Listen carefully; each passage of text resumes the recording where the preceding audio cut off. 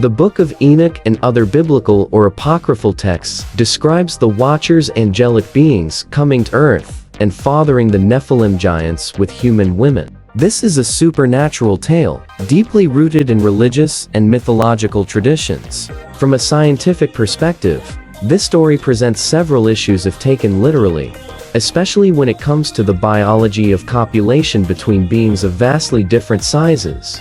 Points to consider: size disparity.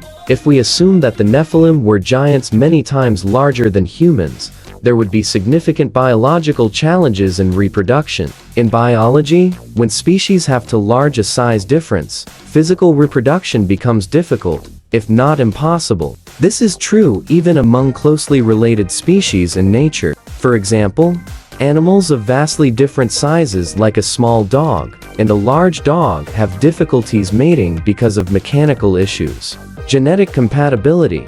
Scientifically, different species often can't reproduce because their genetics aren't compatible. Humans, as a species, can only reproduce with other humans because of the compatibility of our DNA. The Watchers, being angelic or spiritual beings, wouldn't share human DNA, so it's unlikely from a scientific standpoint that they could produce offspring with humans. Metaphorical interpretation. Some scholars argue that stories like those of the Nephilim and the Watchers may be metaphorical rather than literal. Seen this way, the Nephilim could be symbolic of something other than physical giants. Supernatural explanation.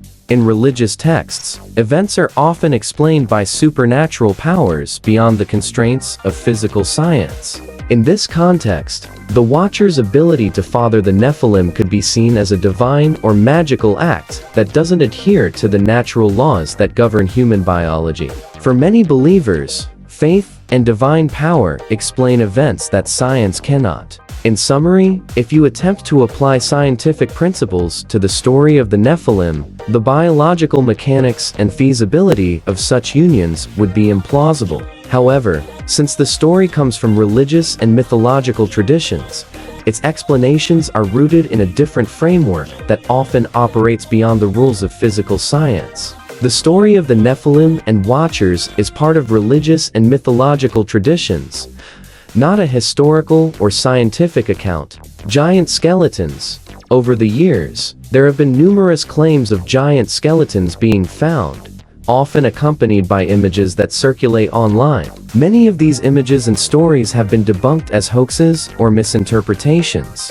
For example, some famous giant skeleton photographs were found to be digitally altered as part of a Photoshop contest. Mainstream archaeology has never uncovered a verified skeleton of a giant human-like being. The fossil record supports the idea that humans and other known hominids were of relatively consistent size, though there were variations like Homo floresiensis, the Hobbit, being quite small. In rare cases, certain individuals with conditions like gigantism and abnormal growth disorder due to excess growth hormone have reached extraordinary heights, but even they were not as large as the giants described in myth. The story of David and Goliath, found in the Bible 1 Samuel 17, is one of the most famous tales of a young David defeating the Philistine giant, Goliath. The question of whether the story is a metaphor or a historical fact is debated among scholars, with interpretations falling into several categories. Historical basis, ancient warfare context. Some scholars believe that the story might be based on a real historical event. David, who later became king of Israel, was a well-known figure, and his battles with the Philistines are recorded in various biblical texts. Goliath could have been a formidable warrior, and the story of David defeating him may have been passed down through oral tradition, perhaps becoming embellished over time. Height of Goliath. The Bible describes Goliath's height as being 6 cubits and a span, 1 Samuel 17:4. A cubit is roughly 18 inches 45 cm, and a span is about 9 inches 23 cm. However, some ancient manuscripts, such as the Dead Sea Scrolls and the Septuagint, an ancient Greek translation of the Hebrew Bible, describe Goliath's height as 4 cubits and a span, which would make him about 6 feet 9 inches 206 meters tall. Still tall.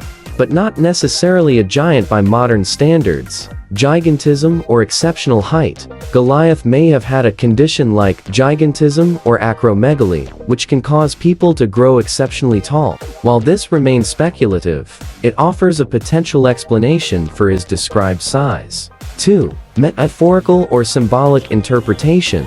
David as underdog. Many scholars and religious thinkers view the story as symbolic or metaphorical. David, the young shepherd, represents the underdog, armed only with a sling and faith in God, while Goliath represents overwhelming odds, brute force, and arrogance. The story is often interpreted as a lesson in faith, courage, and divine intervention. Moral themes. The confrontation between David and Goliath can be seen as a moral teaching that even the most intimidating challenges can be overcome through faith, intelligence, and perseverance, rather than brute strength alone. This theme is common in many religious and cultural traditions. 3. Historical vs. legendary debate. While the Bible records Goliath as a giant, the absence of physical evidence for this particular battle, or for Goliath's existence, makes it difficult for historians to confirm the story as literal fact. Some scholars suggest the tale reflects typical ancient storytelling practices, where the size of an enemy was exaggerated to heighten the drama of a hero's victory. Conclusion: the story of David and Goliath may have roots in actual historical events, but whether Goliath was truly a giant or whether the story has been metaphorically enhanced is debated. Goliath's height in ancient manuscripts ranges from about 6 feet 9 inches to nearly 10 feet. So he could have been an exceptionally tall man by the standards of the time. Whether seen as fact or metaphor, the story conveys themes of faith, courage, and the triumph of the underdog, making it a powerful narrative in both religious and cultural contexts.